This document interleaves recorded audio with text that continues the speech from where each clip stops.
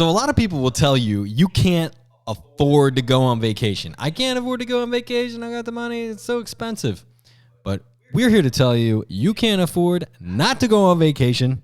This podcast is all about how you can get paid to go on vacation, and not just a little bit of money, a lot of money. And Airbnb, VRBO, short-term, a.k.a. short-term rental. Ooh, I love it. How does my hat look? You look like a mountain man. Ah, I love it. That was the exact look I was going for. I kind of thought I looked like Indiana Jones, to be honest. I look like a Florida man, I think. You do. Yeah. I am loving the shirt. Pink flamingo. What's going on, guys? My name is Shawn Connors. I am the managing broker and co-owner of Vanguard Realty Alliance. I'm an investor. Not a good hat wearer. I am an investor right here in Chester County, as well as the Pocono Mountains, which we're going to be talking about today. And I'm Rob Lawrence, leader of the Rob Lawrence team. We're a real estate team, help people buy and invest in real estate, buy and sell houses. And I'm also a real estate investor, father, and husband in the Westchester area. I mention that stuff. Do you have a family? I do have a family. They're Wife, pretty nice. 2 girls. I like them. I forgot about them. Don't tell them. So what are we talking about? So today we're going to be talking about investing in short-term rentals. Probably, in my opinion, the hottest topic in real estate investing the past few years. There has been a flood of people who have decided to buy a short-term rental. Yes. And make a lot of cash flow. Did you know that the average homeowner has nearly $300,000 in equity in their current house? Woo! Yeah. That must be like carrying that average has to be California, right?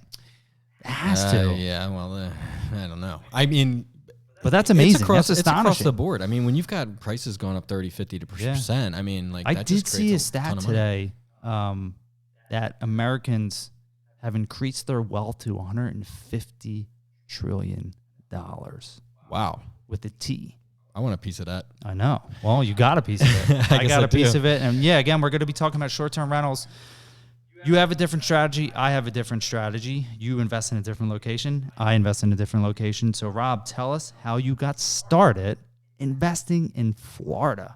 So I think this is an interesting point when I just talked about the equity, because it's like, how do you take your equity in your current house and then turn that into something that pays your mortgage, right? I think that's like the question of this podcast that we want to answer. And, you know, for me, basically, I did a live and flip on my house in Westchester with my wife, and we got an equity gain out of that, and that gave us enough money that we could work on getting a house in Florida. But the story really starts with my wife loved Clearwater Beach, Florida. Clearwater, as we say in Delco. So anyway, my wife loves Colorado Beach. She said, Rob, we should get a house there. We should get a house there. We should get a house there. I'm like, we cannot afford to get a house there. Like, I don't know who you think I am, you know, but I don't have it. I don't have money like that, honey. Yeah, you know.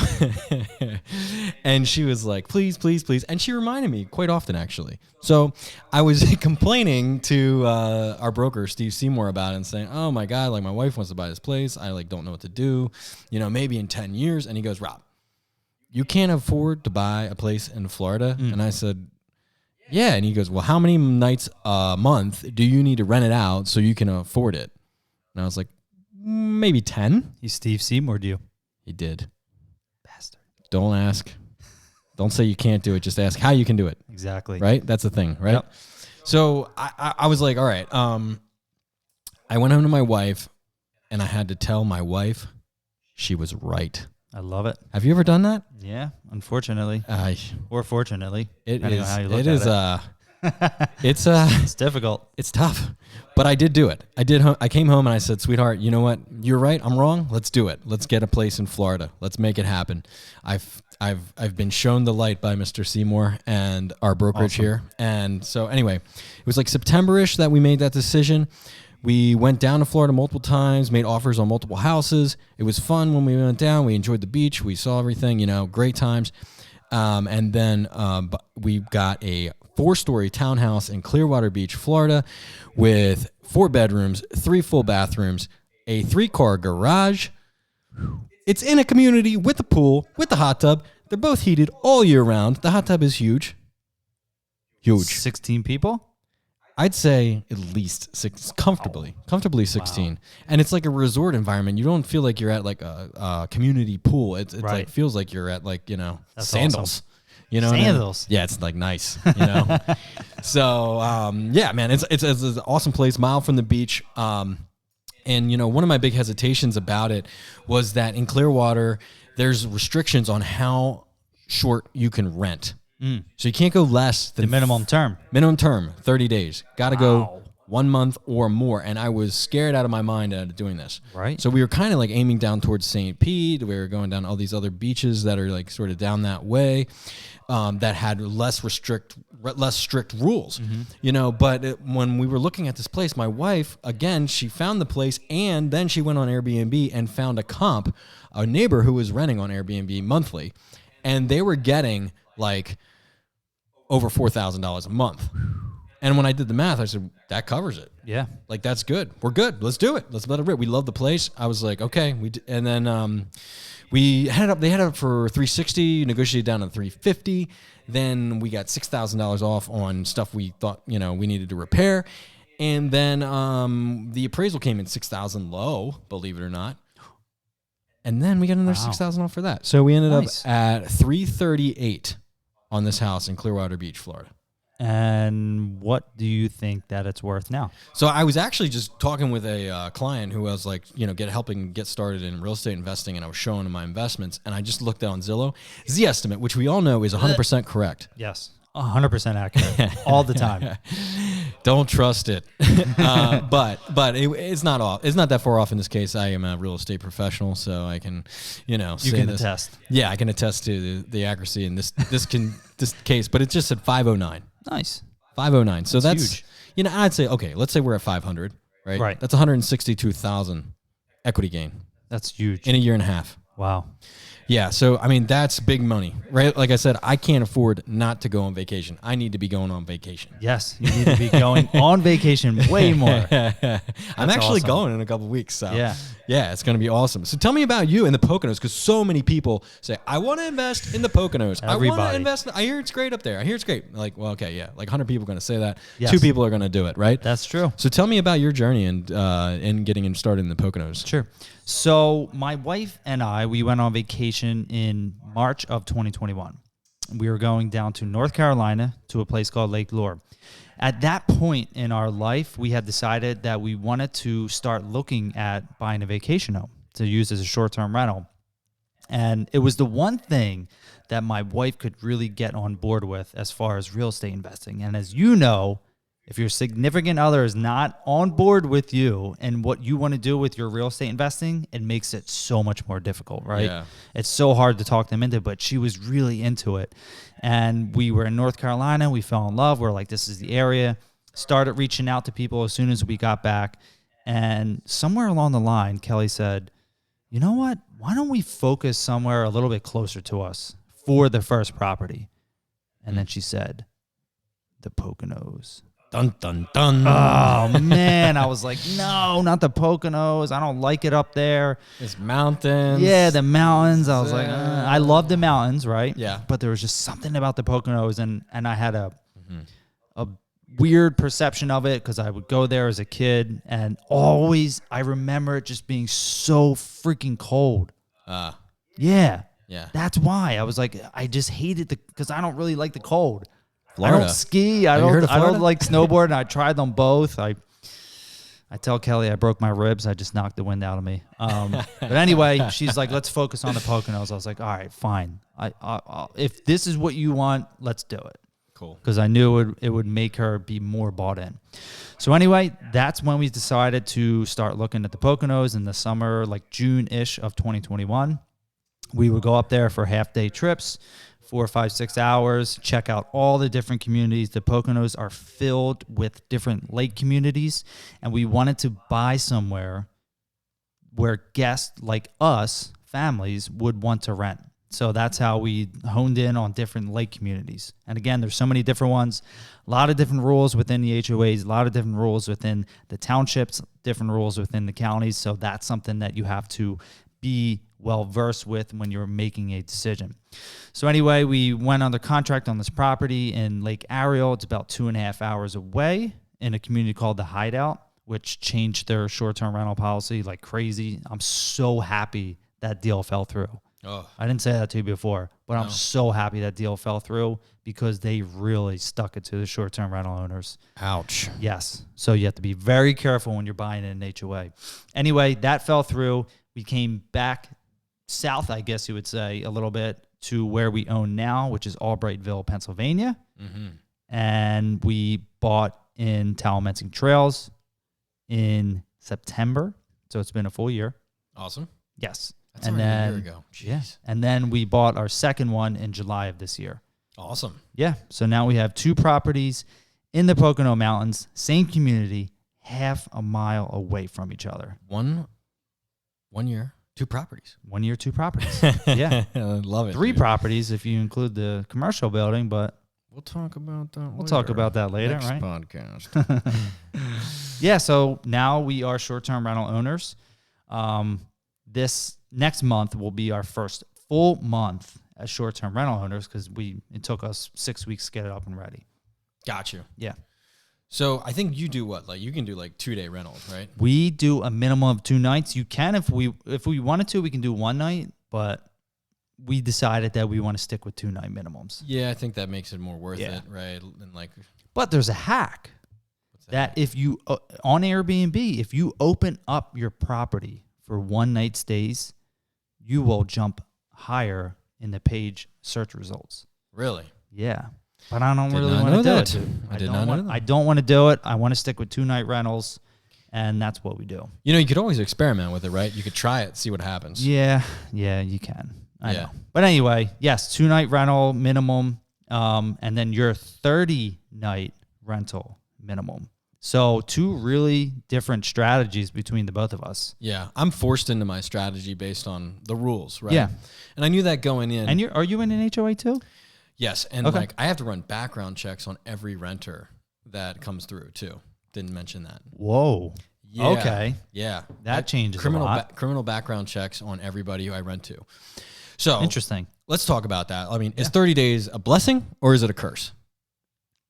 It's a Uh-huh. little bit of both. Okay. All right, let's talk about downside first. Okay. All right, so basically, I got to get someone who's going to rent for 30 days, so that limits my renter pool. Mm-hmm. And if I'm going to have a vacancy, like I could have vacancies of 3 weeks, 2 weeks, and like no one can rent in that term. Okay. Right? Like I've got a gap, right? And you know, that's kind of a disadvantage. I mean, it doesn't rent as easily. Okay. It also doesn't rent for as high of a price. Mm. I think if I was renting it on a daily basis or weekly or whatever, I'd probably get near double the nightly rate that I'm getting. Interesting.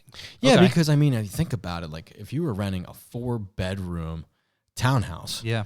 you know, and I'm getting probably on a monthly basis, I'm probably getting around like 140, 150 a night. Oh yeah, you could definitely get 350 to 400, I would think. Exactly. So you're really limiting your upside on the cash flow in that regard in that 30 days. So that's one downside. That's one major downside. Yeah. But I bought it so that it worked at 30 days. So it's like, okay, yes, could I be making more money doing it with a different way if the rules were different?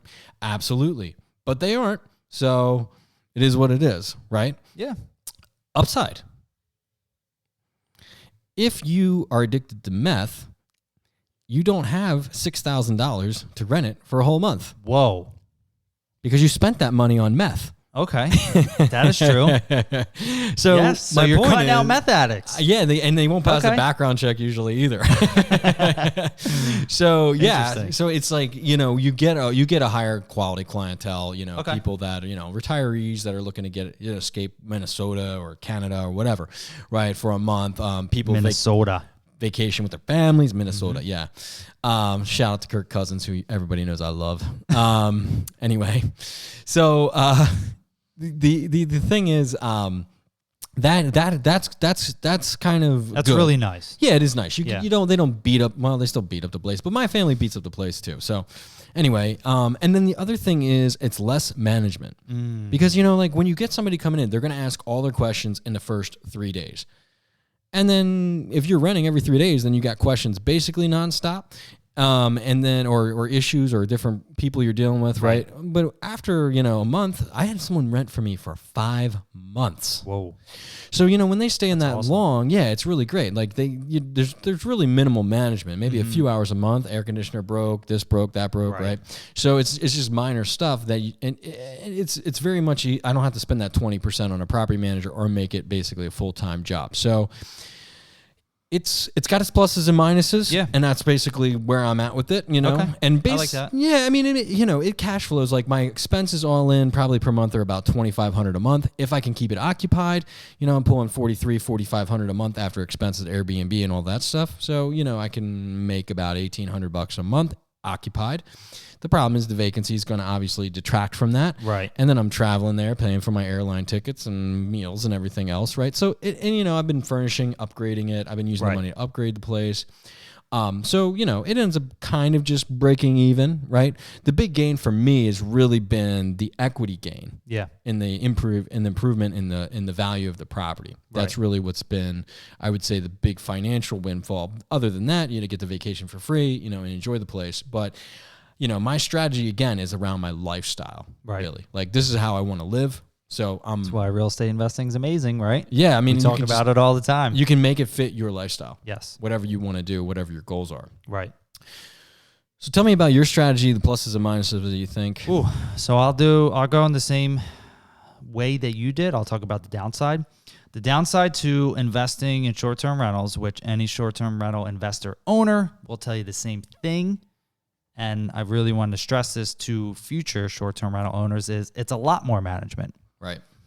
With more management is more wear and tear. With that is more, and with 2-night stays is more turnover. So that means more fees for cleaning, more fees for supplies, more fees for upkeep. So that's really the downside of it. Gotcha. You have to be on top of your game, on top of communication at all times, 7 days a week, which is fine because people text, right? And we can just text right back. You have to manage your expenses. You have to find a really great cleaner that's able to do an amazing job that can make the house the same every time. Yeah. Something that we've been struggling with, to be honest. And you, again, you just have to manage guest expectations so much more. So that's the big downside. The upside is we have equity gain as well, which is really exciting, but the cash flow is really good. Nice. Yes. So numbers wise, we're at about, as of today, $49,000 gross. Expenses about $14,000, and then mortgage on top of that is about $16,400. So we're at about almost or a little more than $2,000 a month in cash flow. That's awesome. Which is huge, right? And you talk about living for free.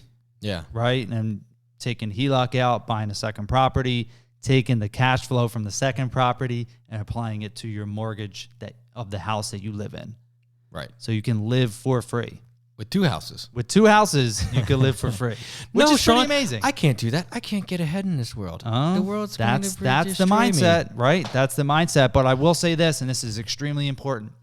For at least the first 2 years, take all the money that you make, all the cash flow, keep that into a reserve account. Yeah. So you don't have to go clawing and scratching for money to fix things when they come up. Sean, I actually would like to say I prefer to get quick rich or get quick rich. Yeah. Got it. Get rich quick. I like to get rich quick. That's everybody wants to get rich quick. I don't want to wait 2 years. Well, you gotta wait. I know. Gotta wait. I know. It's investing. That's investing. It's investing is a time game. Buy now, wait.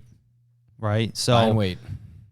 That is, in my opinion, the biggest benefit to owning short-term rental in the Poconos, where you renting it on a nightly basis. There's a lot that goes into it, though. It's more than just managing it, or it's more than just managing the guest. So you have to be good with marketing. You have to show your property really well, just like in regular real estate. Good pictures. Yes, good you video. have to have great pictures. You have to have nice furniture. You have to have nice amenities. In the Poconos, everybody wants two things. What? One of which we don't have. Tell me what those two things are. I'm not going to tell you. A hot tub and a game room. That's it. Yeah. If you have a hot tub and a game room, you're golden. You're going to get so much more yearly because you can add on another $25 to $50 a night. You know, I think I'm going to go down to Florida this time. I'm putting in a ping pong table in my garage. That's it. I think that would be a help. Yeah. You know, One thing that we did that was huge. So the second property we bought, it didn't have a basement like our first one does. Yeah. Well, it's more like a first floor. But anyway, it's 3 floors. The second property did not have a basement. So it has a loft, a second floor loft, which is really nice. But what we did was the previous owner, actually the person who built the home, they installed a shed. Just a normal, 12 by 20 shed. Big shed. Yeah, they used it for storage. But what we did is we turned it into a gaming shed. Nice. Yeah, so we cleaned it all out. There was electric that was already ran there. So we hung up a TV. We put up a bar. We have darts, a little basketball game. Dude, I bet things like that. Yeah, like And it's a kids gaming or shed. guys that Yes. like come there, they're like, I can just go in the shed. Yes, No exactly. one bothers me. Just close the Exactly. doors. And that's what you want. But parents, when they bring their kids up, they want to say, go to the shed, go to the game room. Yeah. Go here. But they don't call it the shed. Yeah. They call Yeah. it they don't call it like the kid jail or No, whatever. Right? don't go to kid jail. Anyway, so what we're going to do in the wintertime is run run heat out there Yeah. so you can be out there when it's really cold. Yeah. Win-win. That'd be awesome, man. Boom. You keep improving the place, you're going to keep improving your revenue. Exactly. The more improvements you make, the more of a nightly rate that you can get. That's the one thing that's so different about real estate investing versus like stock market investing is like you have control. You can't improve the stocks you invest in.